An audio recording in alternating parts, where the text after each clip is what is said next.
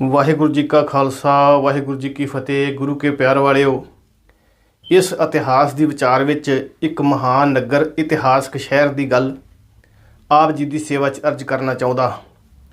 ਇਹ ਨਗਰ ਜਿਸ ਦਾ ਨਾਮ ਹੈ ਸ਼੍ਰੀ ਪਟਨਾ ਸਾਹਿਬ, ਜੋ ਬਿਹਾਰ ਦੀ ਰਾਜਧਾਨੀ ਹੈ। ਇਹਦੇ ਪਿਛੋਕੜ ਵਿੱਚ ਜਦੋਂ ਅਸੀਂ ਵੇਖਦੇ ਹਾਂ, ਇਹਦੇ ਦੋ ਭਾਗ ਹਨ। ਇੱਕ ਪਟਨਾ ਸ਼ਹਿਰ ਹੈ, ਇੱਕ ਪਟਨਾ ਜੰਕਸ਼ਨ ਹੈ। ਪਰ ਹੁਣ ਇਹਨਾਂ ਦੇ ਵਿੱਚ ਕੋਈ ਫਰਕ ਭਿੰਨ ਭੇਦ ਨਹੀਂ ਰਿਹਾ। ਅੱਜ ਤੋਂ 2500 ਸਾਲ ਪਹਿਲਾਂ ਆਜ਼ਾਦ ਸ਼ਤਰੂ ਨੇ ਇਸ ਨੂੰ ਵਸਾਇਆ ਸੀ। ਇਸ ਨਗਰ ਦੇ ਕਈ ਨਾਮ ਇਤਿਹਾਸ ਵਿੱਚ ਮਸ਼ਹੂਰ ਰਹੇ ਹੈ। ਕਦੇ ਇਸ ਨੂੰ ਕੁਸ਼ਮਪੁਰ ਕਿਹਾ ਗਿਆ, ਕਦੇ ਇਸ ਨੂੰ ਪੁਸ਼ਪੁਰ ਕਿਹਾ ਗਿਆ, ਕਦੇ ਪਦਮਾਵਤੀ ਔਰ ਕਦੇ ਪਾਟਲੀਪੁੱਤਰ ਵੀ ਇਸ ਨਗਰ ਦਾ ਨਾਮ ਪ੍ਰਸਿੱਧ ਰਿਹਾ ਹੈ। ਇਸ ਸ਼ਹਿਰ ਦੇ ਕੁਝ ਇਲਾਕੇ ਨੂੰ ਕੂਚਾ ਫਾਰੂਕ ਵੀ ਕਿਹਾ ਜਾਂਦਾ ਰਿਹਾ ਹੈ। ਔਰ ਇਸ ਪਟਨਾ ਸ਼ਹਿਰ ਦੇ ਨਾਂ ਬਾਰੇ ਇਤਿਹਾਸ ਵਿੱਚੋਂ 4 ਤੱਥ ਸਾਡੇ ਸਾਹਮਣੇ ਆਉਂਦੇ ਹਨ। ਮਹਾਰਾਜਾ ਪਤਰਕ ਨੇ ਆਪਣੀ ਪਤਨੀ ਪਾਟਨ ਦੇ ਨਾਂ 'ਤੇ ਇਸ ਨਗਰ ਦਾ ਨਾਮ ਰੱਖਿਆ ਮੰਨਿਆ ਜਾਂਦਾ ਹੈ। ਦੂਸਰੇ ਨੰਬਰ 'ਤੇ ਕਸ਼ਨਾਗ ਦੇ ਪੁੱਤਰ ਮਹਾਬਲੀ ਪਾਲੀ ਨੇ ਆਪਣੀ ਮਹਿਬੂਬਾ ਪਾਟਨ ਦੇ ਨਾਂ 'ਤੇ ਇਸ ਨਗਰ ਦਾ ਨਾਮ ਰੱਖਿਆ ਮੰਨਿਆ ਜਾਂਦਾ ਹੈ।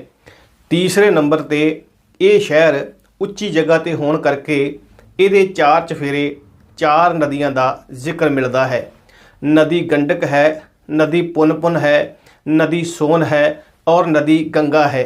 ਇਹ ਗੰਗਾ ਨਦੀ ਬਿਲਕੁਲ ਇਸ ਪਟਨਾ ਸ਼ਹਿਰ ਦੇ ਨਜ਼ਦੀਕ ਵਹਿੰਦੀ ਹੈ। ਜਿਵੇਂ ਸਮੁੰਦਰ ਦੇ ਕੰਢੇ ਜਿੱਥੋਂ ਸਮਾਨ ਦੀ ਢੋਆ ਢਵਾਈ ਵਾਸਤੇ ਸਮਾਨ ਲੱਦਿਆ ਜਾਂਦਾ ਹੈ, ਉਸ ਥਾਂ ਨੂੰ ਬੰਦਰਗਾਹ ਕਿਹਾ ਜਾਂਦਾ ਹੈ।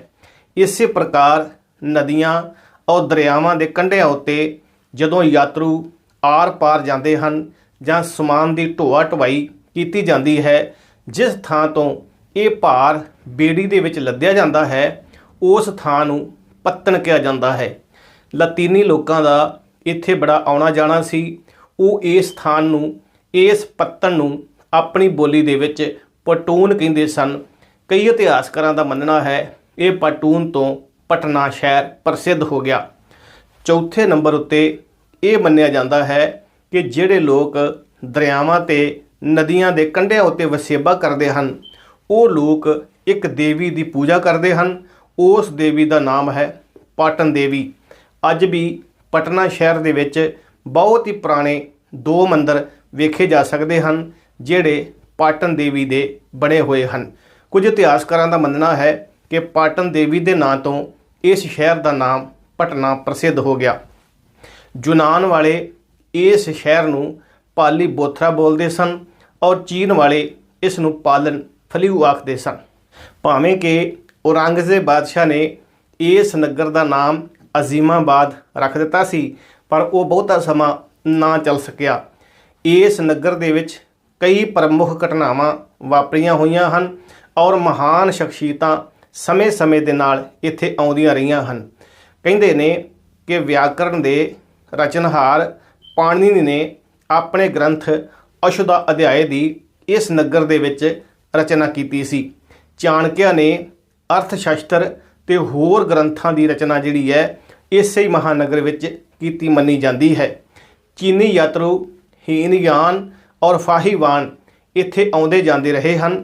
ਫਾਹੀਵਾਨ 3 ਸਾਲ ਇਸ ਨਗਰ ਵਿੱਚ ਰਹਿ ਕੇ ਸੰਸਕ੍ਰਿਤ ਪੜ੍ਹਦਾ ਰਿਹਾ ਹੈ। ਲੰਮਾ ਸਮਾਂ ਇੱਥੇ ਉਹ ਟਿਕਿਆ ਰਿਹਾ ਹੈ। ਇਸ ਨਗਰ ਬਾਰੇ ਉਹਨੇ ਬਹੁਤ ਕੁਝ ਲਿਖਿਆ ਹੈ। ਲੰਮਾ ਸਮਾਂ ਇਸ ਨਗਰ ਦੇ ਵਿੱਚ ਨੰਦ ਰਾਜਿਆਂ ਨੇ ਰਾਜ ਚਲਾਇਆ ਹੈ, ਪਰ ਚਾਣਕਿਆ ਨੇ ਆਪਣੀ ਅਕਲ ਦੇ ਨਾਲ ਇਹਨਾਂ ਰਾਜਿਆਂ ਨੂੰ ਮਾਤ ਦੇ ਕੇ ਹਰਾ ਕੇ ਚੰਦਰਗੁਪਤ ਮੌਰੀਆ ਨੂੰ ਇੱਥੇ ਕਬਜ਼ ਕਰਾਇਆ ਔਰ ਨਾਲ ਦੀ ਨਾਲ ਚੰਦਰਗੁਪਤ ਨੂੰ ਇਹ ਉਹਨੇ ਸਲਾਹ ਦਿੱਤੀ, ਇਹ ਪ੍ਰੇਰਨਾ ਕੀਤੀ ਕਿ ਇਸ ਨਗਰ ਨੂੰ ਰਾਜ ਭਾਗ ਦੀ ਰਾਜਧਾਨੀ ਬਣਾਇਆ ਜਾਵੇ। ਇਸੇ ਪ੍ਰਕਾਰ ਕਦੇ ਜੈਨ ਧਰਮ ਦੇ ਜੈਨੀਆਂ ਨੇ ਇਸ ਨਗਰ ਨੂੰ ਆਪਣੀਆਂ ਧਾਰਮਿਕ ਸਰਗਰਮੀਆਂ ਦਾ ਕੇਂਦਰ ਬਣਾਇਆ ਸੀ। ਮਹਾਵੀਰ ਜੈਨ ਦੇ ਅਕਾਲ ਚਲਾਣੇ ਤੋਂ 160 ਸਾਲ ਬਾਅਦ ਇਹਨਾਂ ਨੇ ਤੀਜਾ ਮਹਾ ਸੰਮੇਲਨ ਇਸੇ ਨਗਰ ਵਿੱਚ ਕੀਤਾ ਸੀ, ਜਿਹਦੇ ਵਿੱਚ ਲਗਭਗ 20,000 ਜੈਨੀ ਇਕੱਠੇ ਹੋਏ ਸਨ। ਇਸੇ ਹੀ ਤਰ੍ਹਾਂ ਇਸ ਨਗਰ ਦੇ ਵਿੱਚ ਬੁੱਧ ਧਰਮ ਦੇ ਬਾਨੀ ਮਹਾਤਮਾ ਬੁੱਧ ਜੀ ਆਏ ਸਨ। वो कुछ सਮਾं इत्थे रहे। उन्होंने इस धरती नूं बड़ा पसंद किया। जदों वो तुर लगे तो लोगों ने कहा जाते जाते कोई भविष्यवाणी कर जाओ। तो महात्मा बुद्ध ने कहा सी इत्थे अग रहेगी, इत्थे पानी रहेगा, इत्थे फुट भी रहेगी, पर यह नगर आबाद रहेगा, खुशहाल रहेगा। इस पटने दे विच बाद विच बोधी भिक्षुओं का एक बहुत वड्डा महासम्मेलन होया सी। उन्होंने अपने धार्मिक ग्रंथ त्रिपिटक की खोज पड़ताल की और अध्ययन किया। नाल उन्होंने अपनी भाषा पाली के प्रचार प्रसार वास्ते बहुत वड्डे इतिहासक फैसले किए सन। बुद्ध दीयां सिक्ख्यावां दा अशोक वर्धमान ते इन्ना असर होया कि अपनी जिंदगी की अखीरली लड़ाई लड़के जदों कलिंगा तो वापस आया, अपने हथियार अपनी तलवार गंगा विच सुट के उन्हें फैसला किया अज तो बाद वो जंग नहीं लड़ेगा। नतीजा ये होया हमले शुरू हो गए और हमलावरां ने इस देश नूं गुलाम बना लिया। इस कदर अकाल पुरख वाहिगुरू ने इसे ही गंगा के किनारे ते एक महान शक्ति प्रगट की है। अशोक वर्धमान की सुट्टी हुई तलवार नूं गुरु गोबिंद सिंह महाराज जी ने उठाया है और इंसाफ ते न्याय की गल उन्होंने दुनिया नूं सिखाई है। इस प्रकार सरदार सुखदयाल सिंह की लिखत मुताबक इहदा इतिहास लगभग 2500 साल पुराना मन्निया जाता है। उस समय विच दुनिया दे विच पटने शहर के बराबर होर कोई शहर नहीं सी। इहदी बनावट की तकनीक बड़ी कमाल सी। ये 9 मील लंबा सी, 1.5 मील इहदी चौड़ाई सी और 4 चफेरे एक खाई पुट्टी हुई है। उहदी 60 फुट चौड़ाई सी, 45 फुट उहदी डूंघाई सी और हर वेले वो पानी दे नाल भरी रहिंदी सी। वो खाई जिथे सुरक्षा का काम करती सी, उत्थे बेड़ी राही जिहड़े लोग ने वो सफ़र करके इधर उधर अपने कामां कारां ते भी जाते सन। 4 चफेरे एक मजबूत दीवार बनाई गई सी जिहदे 60 दरवाजे सन। उहदे दरम्यान 570 बड़े बड़े बुरज खड़े किए गए सन। किसी हमलावर का हौसला नहीं सी पैंदा। ये शहर बड़ा महफूज सी, इहदे उत्ते किसी ने हमला नहीं सी कीता। ये गल खास जिक्रयोग है कि पटना शहर के इतिहास की बड़ी महानता है। इत्थे होर भी कई घटनावां घटियां होणगियां। दुनिया दे विच एक वक्री तवारीख है, पर जदों असीं गुरु महाराज के इतिहास नूं पढ़दे हां, पटना शहर विखे भव लिओ 10वें पातशाह महाराज जी का इत्थे आगमन होया। ये 5 तख्तां विचों एक तख्त है।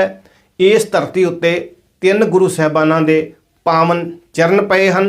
इस धरती उत्ते कौम दीयां महान शख्सियतां वख-वख समय ते आउंदियां जांदियां रहियां हन।